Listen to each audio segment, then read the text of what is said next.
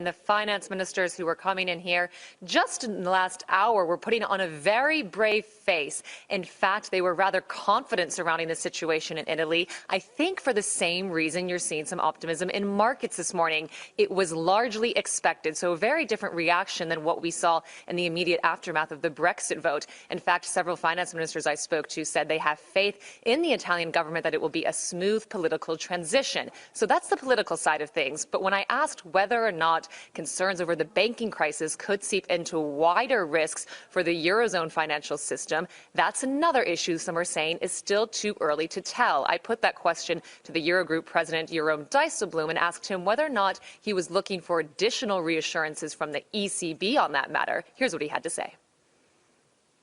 Everyone who is sure about the outcome of the elections in the Netherlands, Germany and France will probably be wrong. It's very hard. That's the wrong bite. There you have the Eurogroup president, Jerome Dijsselbloem, talking about the populist sentiment, too, because, yes, there is the economic financial risk fears. He actually said, given the market response today, there's no immediate need for a response from the ECB, and they're quite reassured by the market response. Now, when it comes to the political side of things, that's a different story. You heard there he was touching on upcoming elections in the Eurozone, and they think, in fact, that this is not the same as Brexit. They're saying don't draw parallels here. It was a very similar message that I got from the European Economic Commissioner, that's Mr. Pierre Moscovici. I asked him whether or not he was concerned that the Italian referendum outcome was yet another sign of an indictment against the EU project. Here's what he had to say. The populists in Europe are always trying to turn any vote into a pro-EU or anti-EU vote. They are wrong, and they lose, and they will lose.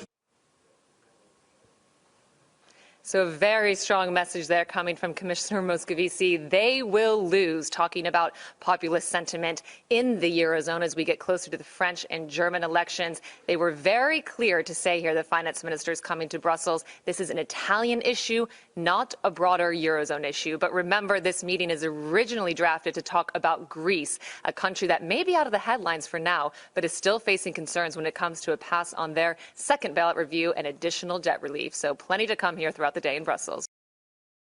Hey there, thanks for checking out CNBC on YouTube. Be sure to subscribe to stay up to date on all of the day's biggest stories. You can also click on any of the videos around me to watch the latest from CNBC.